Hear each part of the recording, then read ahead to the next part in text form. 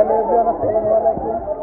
কিছুদিন যাবত পর্যন্ত পরিমাণে গরম, তো এত পরিমাণে গরম যে বলার বাইরে, আমরা ঘর থেকে বাইরে বেরোতে পারছিলাম না।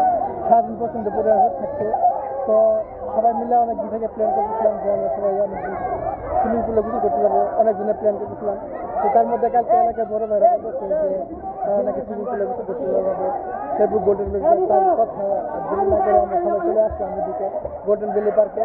এদিকে আমাদের এলাকার সকল বড় ভাই, ছোটো ভাই সবাই এদিকে আসছে। এদিকে পরিবেশটা অনেক সুন্দর, আমরা সবাই গোসল করতেছি, অনেক ভালো লাগতেছে। আপনার ভিডিওটা দেখতে থাকেন।